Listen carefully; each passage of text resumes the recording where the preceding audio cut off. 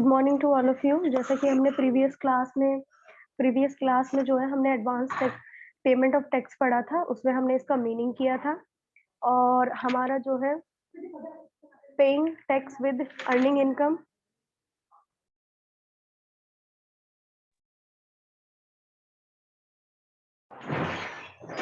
उसके बाद इसमें हमने केसेस ऑफ कैपिटल इनकम किए थे कि हमारी एस्टिमेटेड इनकम क्या हो सकती है। फिर लाइबिलिटी हमने की थी कि कौन लाइबल होगा टैक्स पे करने के लिए, और हमने कंडीशन की थी कि किस कंडीशन के हिसाब से वो पेमेंट कर सकता है, जो कि सेक्शन 208 में थी, जो कि 10,000 आई थी हमारी। फिर उसको कंप्यूटेशन करने के लिए हमने कंप्यूटेशन ऑफ एडवांस टैक्स था, उसमें हमने इसका कंप्यूटेशन निकालना सीखा था, जो कि हमारा 209 में था। आफ्टर दैट हमने किया था वो था एसएससी के लिए, फिर उसके बाद हमने असेसिंग ऑफिसर के किया था। उसके बाद हमने पढ़ा था 2010, जिसमें कि हमने जितने भी जो 208 में जो लाइबल थे पर्सन, उनका पढ़ा था कि ड्यू डेट और इंस्टॉलमेंट कैसे की जाएगी। वो हमने बोला था कि हम 211 में करेंगे। तो जो आज हमारा होगा वो सेक्शन 211 है, उसमें हम पढ़ेंगे कि इंस्टॉलमेंट ऑफ एडवांस टैक्स कैसे की जाएगी ड्यू डेट की। तो हमने किया था कि मतलब किसी भी पर्सन का अगर एडवांस टैक्स जो होता है आपका 10,000 या उससे ज्यादा आ जाता है, तो हम क्या करेंगे, एडवांस टैक्स पे करना होता है, एक्सेप्ट सीनियर सिटीजन को छोड़ के बाकी जितने भी पर्सन होते हैं उनको एडवांस टैक्स जो होता है वो पे करना पड़ता है। यहाँ पे इंस्टॉलमेंट के लिए हमें बताई गई है, हमारी क्या बताई गई है, बाय 15 जून। बाय 15 जून है यहाँ पे। आपने सबसे पहले देखना है कि इंस्टॉलमेंट ऑल एसएससी, और इसमें एक और पॉइंट आएगा, वो आएगा 44 AD। तो यहाँ पे बाय 15 जून में आप 15% पे कर सकते हैं। उसके बाद आपकी जो सेकंड इंस्टॉलमेंट आती है वो 15 सितंबर तक आती है, उसमें आप 45% कर सकते हैं। उसके बाद आपकी थर्ड इंस्टॉलमेंट आती है वो 15 दिसंबर आती है, उसमें 75% कर सकते हैं। आफ्टर दैट आपकी जो फोर्थ जो इंस्टॉलमेंट आती है 15 मार्च की आती है, उसमें आप 100% पूरी करनी पड़ेगी आपको। जो भी आपकी एडवांस टैक्स की पेमेंट होगी वो आपने पूरी पे करनी है। आपका जो आता है सेक्शन 44 AD आता है, इसमें क्या होता है, एसएससी प्रिज्यूम्ड पे करते हैं। तो इन एसएससी को जो होता है एक ही इंस्टॉलमेंट के अंदर जो होती है अपना एडवांस टैक्स पे करना होता है। ये तो आपकी इंस्टॉलमेंट हो गई। आफ्टर दैट इसमें क्या होता है कि यदि कोई एसएससी टैक्स पे करता है 31 मार्च से पहले, तो उसको भी हम एडवांस टैक्स ही ट्रीट करेंगे। ये इंपॉर्टेंट पॉइंट है इंस्टॉलमेंट का। उसके बाद आता है सेक्शन 219। इसमें क्या है, credit for advance tax. Advance tax को इसमें कैसे ट्रीट किया जाता है, एज ए टैक्स ट्रीट किया जाता है। और जब किसी पर्सन का टैक्स बनता है तो उसको हम रेगुलर असेसमेंट में क्रेडिट करके दिखाते हैं। ये होता है हमारा 219।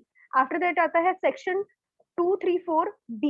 इसमें क्या होता है, interest for default in payment of advance tax. जैसे कि नाम से पता चल रहा है, यदि किसी ने जो है टैक्स इंटरेस्ट पे नहीं किया है तो वो डिफॉल्टर हो जाएगा। वो पर्सन लाइबल था और उसने पे नहीं किया है, इंटरेस्ट पे नहीं किया है, कम ज्यादा कर दिया है, तो वो क्या हो जाएगा, डिफॉल्टर हो जाएगा। कैसे हो जाएगा, जैसे कि कोई भी एसएससी है, उसका जो एक्चुअल जो हम बोल रहे थे कि हम एस्टिमेट करते हैं टैक्स को, या फिर जो उसका एक्चुअल टैक्स बनता है, उसमें क्या करता है, हमारा जो टैक्स ने जो प्रोविजन बनाया है वो है कि जो एडवांस टैक्स का जो उसे पे करना है वो 90% पे करना ही करना है।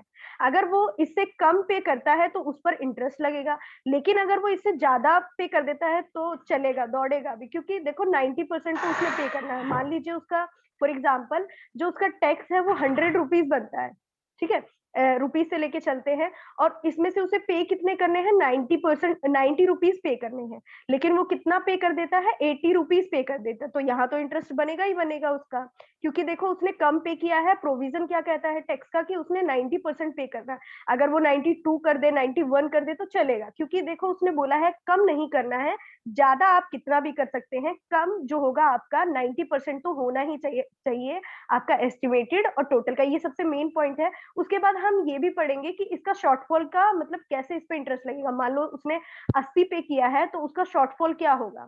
शॉर्टफॉल मतलब होता है जितना कम पे करेगा उतना ही उसके ऊपर इंटरेस्ट लगेगा उस मंथ के हिसाब से। इतना हो गया। उसके बाद यहाँ पर जो इंटरेस्ट लगता है वो लगता है पर मंथ के हिसाब से 1% लगेगा। और पार्ट ऑफ द मंथ क्या होगा, हमने पिछली क्लास में भी पढ़ा था, मैम ने बताया था कि जैसे कि क्या होता है, एक मंथ और 10 डेज हो गया तो उसको हम राउंड ऑफ करके 4 मंथ में कर देते हैं, तो ये होता है हमारा पार्ट ऑफ द मंथ। उसके बाद होता है स्टार्टिंग डेट। अब हमने क्या पढ़ा है कि हमने इंटरेस्ट पे करना है, तो हमें पता होना चाहिए कि इंटरेस्ट कब से स्टार्ट होगा, या फिर जो आपकी डेट है वो कब से स्टार्ट होगी। तो आपकी स्टार्ट जो होगी वो 1 अप्रैल से स्टार्ट होगा, जब से आपने क्या किया है, इनकम को डिटर्मिनेशन किया है अंडर सेक्शन 143(1) के अंदर। फिर उसके बाद आता है सेक्शन 234C। इसमें क्या होता है, यदि कोई पर्सन जो एडवांस टैक्स पे कर रहा है और जो एक्चुअल उसका टैक्स बनता है, जो उसने एक्चुअल टैक्स बनता है और जो उसने रिटर्न फाइल की है, उन दोनों में जो डिफरेंस आएगा उसको वेरीफाई करेगा। कौन करेगा? एसएससी करेगा, असेसिंग ऑफिसर करेगा। वो क्या देखेगा इसमें, यदि इन दोनों में कोई डिफरेंस आता है, उसका कोई शॉर्टफॉल है। शॉर्टफॉल का मीनिंग मैंने अभी जैसे कि आपको बताया कि यदि जो पर्सन जितना कम टैक्स पे करता है उसको हम जितना कम पे करेगा उसके हिसाब से जो उसके ऊपर इंटरेस्ट लगेगा उसे हम शॉर्टफॉल बोलते हैं। ठीक है, तो ये 1% के हिसाब से पर मंथ लगता है। अब जैसे कि आगे इसमें हम पढ़ेंगे कैसे होता है। हमने बोला कि सबसे पहले ध्यान रखना है कि एक्चुअल और एस्टिमेटेड इनकम, यानी कि ये दोनों एक ही है। हमने देखना है इसमें कि एक्चुअल और एस्टिमेटेड इनकम के हिसाब से हमने इंटरेस्ट निकालना है। सबसे पहले ड्यू डेट होगी, हम पीछे भी पढ़ चुके हैं, 15 जून। अगर 15 जून पे क्या होता है, 15% से यदि वो कम पे करता है जो कि आपने रिटर्न इनकम में दिखाया हुआ है, तो आपके ऊपर इंटरेस्ट लग जाएगा कितना, 1% मल्टीप्लाई 3 मंथ्स का। 1% लगेगा पर मंथ का, और 3 मंथ्स का लग जाएगा आपका शॉर्टफॉल के हिसाब से। ठीक है, उसके बाद क्या होता है, जैसे कि मैंने आपका एग्जांपल लिया था 100 रुपए, तो 100 रुपए पे उसे 15 रुपए पे करने हैं, उससे कम नहीं कर सकता है। लेकिन इसमें एक और चीज है, वो 12 रुपए पे कर सकता है, 12 रुपए तक पे कर सकता है। ठीक है, लेकिन इससे कम करेगा तो उसका इंटरेस्ट लग जाएगा। आफ्टर दैट आपका आता है 15 सितंबर। इसमें क्या होता है कि 45% उसने पे करना होता है, जो भी उसने रिटर्न जो उसने फाइल किया उसमें जितना भी टैक्स दिखाया है उसका। ठीक है, उसके बाद वो क्या होता है, मतलब कि 100 में करेगा तो उसके 45 हुए तो 25 बचेंगे, तो जो डिफरेंस आएगा उसका इंटरेस्ट लगेगा, जैसे कि 1% पर मंथ और शॉर्टफॉल 3 मंथ का। इसमें होता है इफ 30% देन नो इंटरेस्ट, कि अगर वो 45% के बजाय 36% भी पे कर देता है तो भी उसका टैक्स नहीं लगेगा। ये टैक्स के प्रोविजंस है कुछ, कि वो मतलब 15% कर सकता है तो उसके साथ वो 12% भी कर सकता है तो टैक्स नहीं लगेगा, लेकिन यदि उससे कम करता है तो टैक्स इंटरेस्ट लगेगा। उसके बाद अगर वो 45% करता है और 36% कर देता है तो वहां पे भी इंटरेस्ट नहीं लगेगा, लेकिन इन दोनों से यदि कम पे करता है तो वहां इंटरेस्ट लगेगा। आफ्टर दैट आपकी थर्ड इंस्टॉलमेंट आती है, वह 15 दिसंबर है। वहां पे आता है कि लेस देन 75%, कि अगर वो इससे 75% से कम पे कर देता है जो भी उसने रिटर्न इनकम फाइल कर रखी है, तो उस पर टैक्स लगेगा। कितना लगेगा, 1% मल्टीप्लाई बाय 3 मंथ्स का। ये शॉर्टफॉल है आपका, जितना वो कम पे करेगा उसी के हिसाब से इंटरेस्ट लगेगा। उसके बाद आता है 15 मार्च। इसमें क्या होता है, लेस देन 100%, मतलब जैसा कि हमने अभी पीछे पढ़ा था, जो भी इंस्टॉलमेंट बनती है लास्ट में उसने पूरा 100% पे करना है।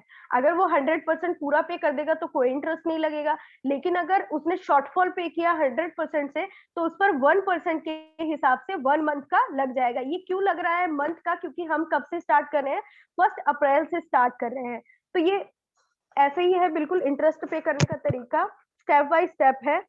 ये 4 इंस्टॉलमेंट थी जिनका 15% था, 45%, 75%, 100%। सो chapter is complete. Thank you so much.